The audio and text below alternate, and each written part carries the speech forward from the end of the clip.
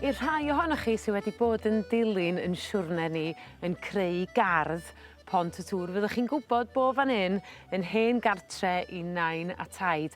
Ond cae oedd fan hyn i gyd efo ambell i goeden yma, yn cynnwys y goeden gellig yma. Dwi wedi bod eisiau creu rhyw fath o le i ddod o'r brif ardd lawr fanne i edmygu'r golygfeydd heb weld jopsys ym mob man ers dipyn.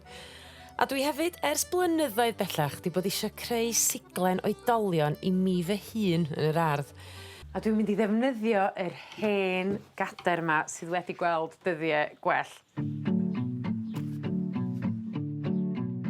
Yn gyntaf, dwi'n llifio'r coesau i ffwrdd. Wedyn gludo'r gadair yn ôl at ei gilydd efo glud cry iawn sy'n sychu'n gyflym. Mae'n braf rhoi bywyd newydd i'r gader, ond mi fydd rhaid i mi chryfhau hi i wneud y swing, efo ffram bren o dan y set. Dwi wedi mesur lled y gadair a dwi'n gadael rhyw 2 fodfedd naill ochr. Wedyn dwi'n drilio'r tyllau ar gyfer y rhaff. Bellach mae'r glud yma wedi sychu a dwi wedi rwbio fe lawr efo papur tywod i dynnu un haen i ffwrdd. Mae'r preniau ar gyfer y gwilod wedi torri a mae'r twll yn barod ar gyfer y rhaff.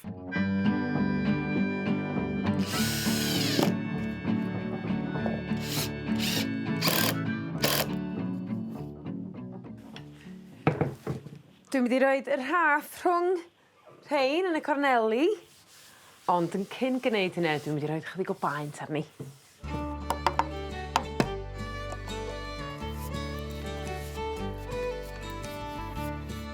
Dwi wedi prynu straps pwrpasol, rhai sydd ddim angen i hoelio mewn i'r goeden.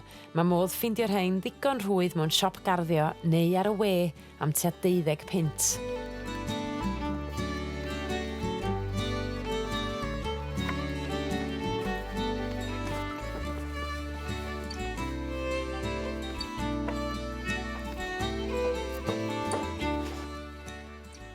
Wel, am braf, fedra i ddychmygu'n hun yn gwario lot fawr o amser yn fan hyn, ac ardal newydd i fi gael ymlacio.